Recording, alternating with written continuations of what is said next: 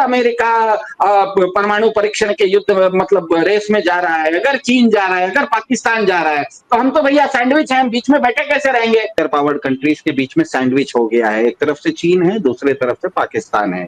दुनिया में कोई भी दूसरा न्यूक्लियर देश, क्योंकि हमें पता है परमाणु संपन्न देश अमेरिका है, दो तरफ से उसको दूसरे परमाणु देशों ने नहीं घेर रखा है। एक इंग्लैंड है, इंग्लैंड के भी बगल में केवल एक तरफ फ्रांस के पास न्यूक्लियर पावर है, दूसरे तरफ से सैंडविच नहीं है। रशिया के साथ दो देश नहीं है, चीन के साथ भी दो देश नहीं है, लेकिन भारत एकमात्र देश है जिसको दो तरफ से न्यूक्लियर पावर कंट्रीज परेशान किए हुए। ऐसे में ट्रंप साहब ने जो न्यूक्लियर टेस्टिंग के बारे में कही, उसके बारे में मोहसिन भाई ने अच्छे से समझा दिया, पहले कपूर साहब ने भी समझा दिया। भारत के लिए आज उन्होंने ये भी कहा कि जिस समय ऑपरेशन सिंदूर हो रहा था, उस समय एक समय ऐसा आया कि न्यूक्लियर वार की स्थिति आ गई थी और मैंने ट्रेड वार की धमकी देके ये चीज रुकवा ली। अब अगर वो कह रहे हैं कि न्यूक्लियर वार की धमकी, न्यूक्लियर वार की स्थिति आ रही, तो हमें ये ध्यान में रखना है कि भारत ने बहुत पहले, जिस समय हमने 1998 में अटल बिहारी वाजपेयी के समय में न्यूक्लियर टेस्ट किया था, उसी समय हमने नो फर्स्ट यूज पॉलिसी बना ली थी। वो नो फर्स्ट यूज जो पॉलिसी थी, वो हमारे अभी के जो विदेश मंत्री हैं जयशंकर साहब, उनके पिताजी के सुब्रमण्यम बहुत बड़े स्ट्रेटेजिक एक्सपर्ट थे, उनके अध्यक्षता में एक कमेटी बनी थी और उस कमेटी के निर्णय के अनुसार भारत ने नो फर्स्ट यूज पॉलिसी बनाई थी। मतलब भारत किसी भी देश पर पहले परमाणु हमला नहीं करेगा। चलिए, मतलब भारत पहले हमला नहीं करेगा। ट्रंप साहब बोल रहे हैं कि न्यूक्लियर वार होने वाला था, इसका मतलब पाकिस्तान भारत के ऊपर न्यूक्लियर वार करने वाला था। अगर भारत पाकिस्तान के ऊपर न्यूक्लियर वार करने वाला था, पाकिस्तान इस तरह की धमकी दे रहा था और भारत ने ऑपरेशन सिंदूर में ट्रंप साहब के कहने पर सीज फायर मान लिया, इसका मतलब तो ये होता है कि पाकिस्तान की धमकी के सामने हमारे प्रधान जी सरेंडर कर गए, क्योंकि हम तो न्यूक्लियर वार शुरू नहीं करते हैं, लेकिन हमारा कहना है कि हमारे पास इतने अस्त्र शस्त्र हैं कि हमारे ऊपर कोई हमला करेगा तो हम जवाब देंगे। ऐसे में ऑपरेशन सिंदूर में पाकिस्तान ने अगर धमकी दी। सिद्धार्थ, आपने एक इंपॉर्टेंट बात कही है और इसीलिए मैं एक अगला सवाल आपसे ही कर रही हूँ। आपने कहा कि ये जो दावे हैं, इन्होंने कहा कि पाकिस्तान और भारत बिल्कुल वर्ज पर थे न्यूक्लियर वॉर के, तो अब तो फिर प्रधानमंत्री को यह भी बताना चाहिए कि पहला जो इनिशिएटिव है न्यूक्लियर वॉर का, वो किसने लिया? भारत ने तो नो फर्स्ट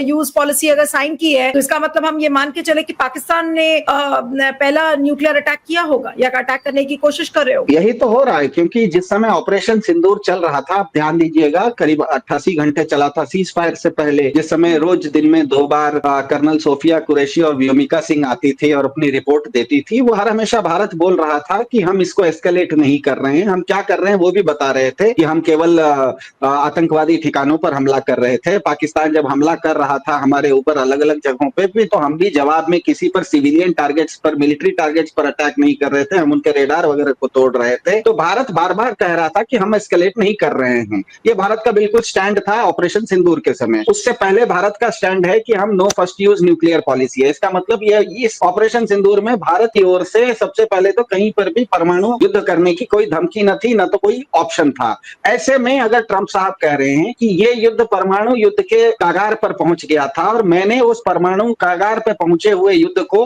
ट्रेड वार के द्वारा, अपने ट्रेड प्रेशर के द्वारा रुकवाया, इसका मतलब ये स्पष्ट है कि परमाणु जो ब्लैकमेल है वो पाकिस्तान की ओर से आया था। और उसके उस ब्लैकमेल आने के बाद अगर ऑपरेशन सिंदूर में हमने सीज फायर मान लिया, इसका मतलब ब्लैकमेल करने वाला ताकतवर घोषित हो जाता है, ब्लैकमेल करने वाला ताकतवर प्रमाणित हो जाता है। तो ये तो अब भारत के प्रधान जी के ऊपर काफी प्रेशर है कि अगर पाकिस्तान भारत के ऊपर न्यूक्लियर ब्लैकमेल कर रहा था तो हमने उस समय उसके साथ सीज फायर क्यों किया, क्योंकि भारत तो नो फर्स्ट यूज पॉलिसी करता है। ऐसी स्थिति में मेरे ख्याल से ये अटपटी स्थिति भारत के लिए हो गई है, सिर्फ भारत के प्रधान जी के लिए नहीं, भारत की ये जो न्यूक्लियर पॉलिसी है नो फर्स्ट यूज की, उसको भी शायद अब रिविजिट करने का समय आ गया है। क्योंकि अगर ट्रंप साहब अब बोल रहे हैं कि चाइना नए नए जखीरा अपना खड़ा कर रहा है, तो हम तो भैया सैंडविच आदमी है ना, उस तरफ से पाकिस्तान भी है, इस तरफ से चीन भी है, और दोनों अगर एक तरफ पाकिस्तान ऑपरेशन सिंदूर में हमको न्यूक्लियर ब्लैकमेल करता है, दूसरी तरफ अगर चीन कहता है कि हम अपना जखीरा बढ़ाएंगे, तो हम नो फर्स्ट यूज पॉलिसी लेके क्या करेंगे? हमको भी तो अपनी पॉलिसी शायद बदलनी पड़ेगी। तो ये एक बहुत ही गंभीर विषय है। ये गंभीर विषय की की इसके क्या कहते हैं, राष्ट्रीय सुरक्षा से संबंधित विषय है, भारत की दूरगामी, भारत की संप्रभुता का विषय है। ये चर्चा अब यहीं तक नहीं रहेगी। अगर ट्रंप साहब ने ये कहा है, इसमें बाकी वो क्या कहे, वो अमेरिका क्या करेगा, अमेरिका रोज सुबह शीर्षासन भी करता है, जिम्नास्टिक्स भी करता है, हमें उससे क्या लेना देना, 7 समुंदर पार बहुत दूर है। लेकिन हमारे साथ तो समस्या है कि एक तरफ पाकिस्तान है, दूसरे तरफ चीन है, और दोनों ही न्यूक्लियर पावर स्टेट हैं। और हमें पता है चीन इतना ताकतवर है कि बिना न्यूक्लियर पावर के वो गलवान में आके बैठा हुआ है, 4000 स्क्वायर फीट जमीन को लेके बैठा हुआ है। हम नहीं जानते हैं, सुब्रमण्यम स्वामी बीजेपी के वही बार बार बोलते हैं, वही बोल रहे हैं कि चीन आके बैठा हुआ है। तो चीन बिना क्या कहते हैं, परमाणु हथियार का इस्तेमाल किए हुए कन्वेंशनल ताकत से अगर आपकी जमीन पर बैठा हुआ है, वैसा गुंडा अगर अब अपना परमाणु जखीरा भी बढ़ा लेगा, उसके बाद तो चीन एकदम क्या कहते हैं, जिस तरह से ये लोग बीजेपी का इकोसिस्टम हर जगह उत्तर प्रदेश में बुलडोजर चलाता है, वैसे तो चीन बुलडोजर चलाते हुए पूरे भारत पर चल जाएगा। तो ये एक बहुत बड़ी समस्या है, बहुत बड़ा एक स्ट्रेटेजिक विषय है, क्योंकि भारत की जो एक न्यूक्लियर पॉलिसी है, अपनी डिफेंस की पॉलिसी है, नो फर्स्ट यूज पॉलिसी बहुत बहुत इंपॉर्टेंट पॉलिसी होती है। भारत ने इसीलिए नो फर्स्ट यूज पॉलिसी के बावजूद हमने बहुत ज्यादा निवेश किया है। हमारे जो न्यूक्लियर आर्सेनल है, मतलब हमारे पास जो परमाणु हथियार हैं, उनको हमने गिराने के लिए ट्रायड का इस्तेमाल किया। ट्रायड मतलब हम जमीन से भी उसको लॉन्च कर सकते हैं, जो मिसाइल वगैरह होती है, पृथ्वी आकाश, जो हमारे पास पृथ्वी अग्नि वगैरह से हम लॉन्च करते हैं, जमीन से हम उसको लॉन्च करते हैं, हवाई जहाज से, रफाल जैसे हवाई जहाज से हम उसको लॉन्च करने की हमारे पास ताकत है। अब तो हमारे पास पनडुब्बी से भी, सागरिका नाम की हमारे पास मिसाइल है, जो कि अरिहंत नाम का हमारा सबमरीन है, जो कि पनडुब्बी से भी हम लॉन्च, मतलब हवा से, पानी से और जमीन से, हम तीनों से लॉन्च करने की ताकत रखते हैं। इसीलिए क्योंकि हम नो फर्स्ट यूज पॉलिसी का इस्तेमाल करते हैं, हम क्योंकि पहले हमला नहीं करेंगे, पहला हमला हम झेलने वाले हैं, तो पहले हमले में हमारे ऊपर जो डैमेज हो जाएगा, उसके बाद भी हमारे पास इतनी ताकत बची रहनी चाहिए कि हम सेकंड यूज कर सकें और सामने वाले को इतना जबरदस्त जवाब दे सकें। ऐसी स्थिति में हमें पता है ऑपरेशन सिंदूर में बहुत सारे लोगों का कहना है, ट्रंप साहब का ही कहना है कि हमारे काफी सारे हवाई जहाज उड़ नहीं सके। हम दुनिया को पता है कि भारत के हवाई जहाज, जिस समय भारत ने ऑपरेशन सिंदूर खत्म हुआ, उसके बाद जब राजीव घाई वगैरह हमारे डीजीएमओ वगैरह ने रिपोर्ट किया, उन्होंने बताया, और हमारे जो एयर मार्शल भारती थे उन्होंने भी कहा कि शुरुआत में थोड़ा कैट फाइट हुआ था, थोड़ा दोनों तरफ लॉसेस हुआ, अगले दिन हमने अपना टैक्टिक्स बदला और हमने ब्रह्मोस मिसाइल का इस्तेमाल किया। इसका मतलब ये है कि अगर हमने ब्रह्मोस का इस्तेमाल किया, इसका मतलब हवा में हम जो चाह रहे थे वो हम नहीं कर पाए, हवा में हम नहीं कर पाए, इसीलिए हम जमीन से ब्रह्मोस, मतलब सेकंड ऑप्शन का इस्तेमाल किए। और थर्ड ऑप्शन हमारी जो नेवी थी, और क्या कहते हैं, हमारा विक्रांत वगैरह, आईएनएस विक्रांत वगैरह, वो अरब सागर में खड़ा था, पाकिस्तान से 400-500 किलोमीटर दूर, वो अपना जखीरा लेके खड़ा था, उसका इस्तेमाल करना नहीं पड़ा। तो ऑपरेशन सिंदूर जैसे एक छोटे से क्या कहते हैं संघर्ष में हमने देखा, हवा, जमीन और पानी, इसमें से हवा में हम थोड़ा बहुत, हमको घाटा होने लगा, हवा में हम वो नहीं कर सके जो हम करना चाह रहे थे, हमको जमीन के ब्रह्मोस का इस्तेमाल करना पड़ा।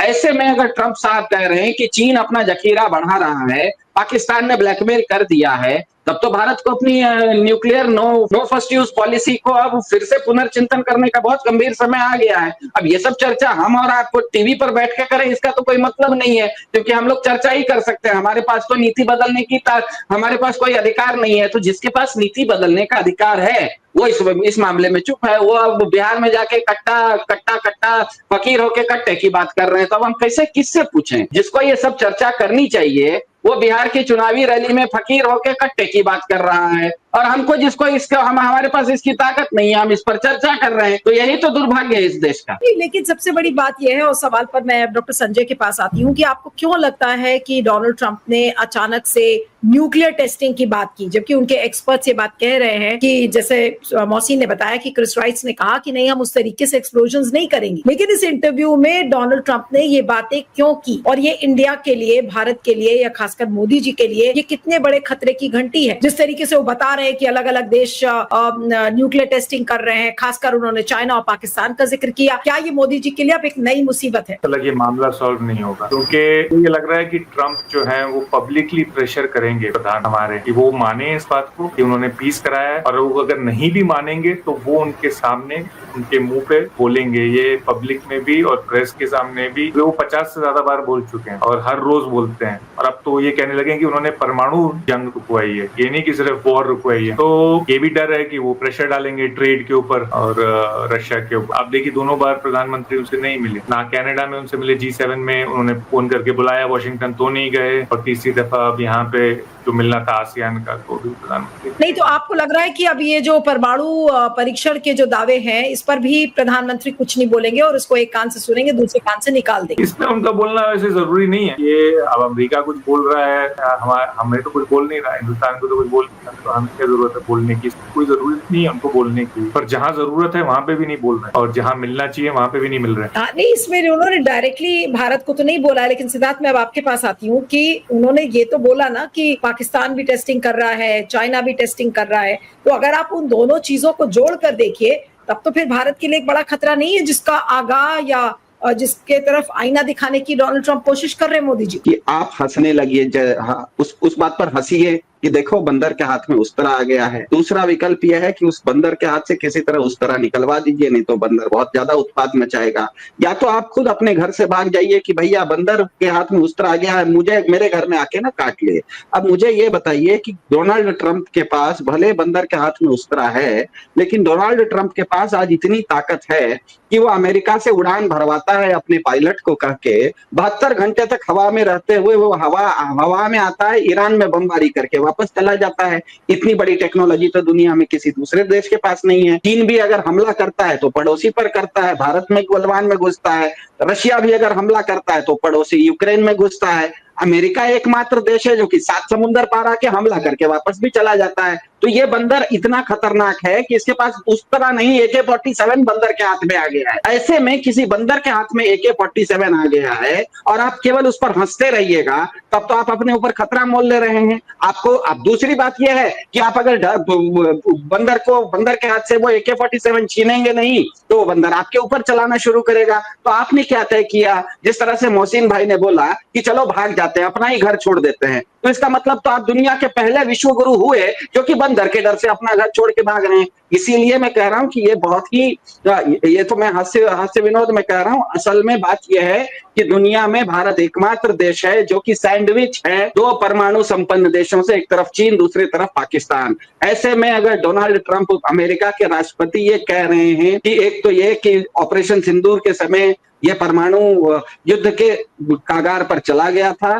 दूसरा ये कि आने वाले समय में परमाणु परीक्षण दुनिया में और बढ़ने वाले, वो ये नहीं कह रहे कि मैं बढ़ा रहा हूं, वो कह रहे हैं कि चीन भी बढ़ा रहा है, वो कह रहा है पाकिस्तान भी बढ़ा रहा है, इसलिए मैं भी बढ़ा रहा हूं। इसका मतलब दुनिया भर में एक आर्म्स रेस होने वाली है, न्यूक्लियर रेस होने वाली है। ऐसे में भारत को क्या अपनी नो फर्स्ट यूज पॉलिसी पर अभी बैठा रहना चाहिए या अपना भी जखीरा बढ़ाना चाहिए या नो फर्स्ट यूज पॉलिसी को बदलना चाहिए? ये एक बहुत गंभीर मसला है। भारत के जितने भी रक्षा के विशेषज्ञ हैं उन सभी लोगों को, चाहे उनकी विचारधारा की कहीं भी हो, लेकिन उन सभी लोगों को, भारत के विशेषज्ञ, रक्षा विशेषज्ञों को अब बैठने का समय आ गया है कि चीन भी अगर अपना, देखिए आज चीन में गलवान में घुसा, वो तो कोई परमाणु हथियार लेके नहीं घुसा, वो तो ऐसे ही घुस गया बुलडोजर लेके, ट्रक लेके, 1000, 2000, 5000 सैनिक लेके। तो जो चीन बिना परमाणु का इस्तेमाल किए हुए, बिना परमाणु हथियारों का इस्तेमाल किए हुए आपकी जमीन कब्जा रहा है, वो उसके पास अगर और ज्यादा परमाणु हथियार आ जाएंगे तब तो वो बुलडोजर लेके रामेश्वरम तक घुस जाएगा।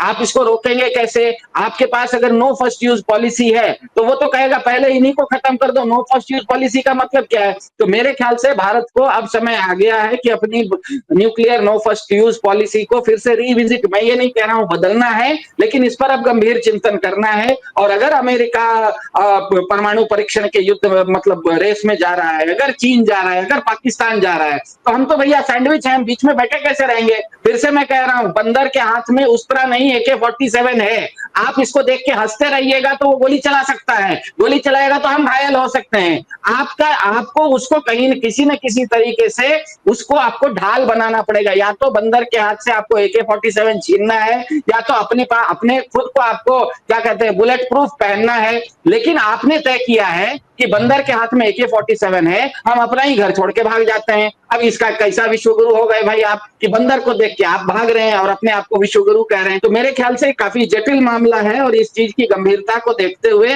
ये केवल ट्रंप साहब पे हंसने की बात नहीं है। ट्रंप साहब पर हंसिए भी तो उनके पास इस तरह की टेक्नोलॉजी है कि वो ईरान पर आके बमबारी कर रहे हैं। कल भारत के ऊपर भी आने का वो निर्णय ले ले तो अरे भाई बंदर है, कुछ भी सोच सकता है। कल भारत के ऊपर कहे कि ईरान तक हमारा हवाई जहाज पहुंच गया, थोड़ा दूर और पहुंचवा देते हैं भारत हिंदुस्तान पर भी, तो भारत उसको कैसे रोकेगा? तो राष्ट्रीय सुरक्षा नीति जब बनती है तो वो केवल दुश्मनों को ध्यान में रख के नहीं बनती है, वो इसीलिए भी बनती है। किसी भी छोटे सा एक पिस्टल होता है, उसमें भी एक सेफ्टी लॉक होता है। वो सेफ्टी लॉक इसीलिए होता है क्योंकि गलती से अपने लोगों को भी ना लग जाए। तो कोई भी देश की जब सुरक्षा नीति बनती है वो केवल दुश्मनों के लिए नहीं बनती है। भारत की सुरक्षा नीति केवल पाकिस्तान से रुकने के लिए नहीं है, केवल चीन से रुकने के लिए नहीं है। दुनिया भर में कल को मेरा दोस्त भी अगर गलत फहमी में किसी उसका मन बदल जाए, हमें धोखा देने की कोशिश करे, तो हमारे पास उस तरह का शील्ड, हमारे पास उस तरह की ढाल होनी चाहिए। वैसा ढाल होते हुए आज नहीं दिख रहा, ये दुर्भाग्य।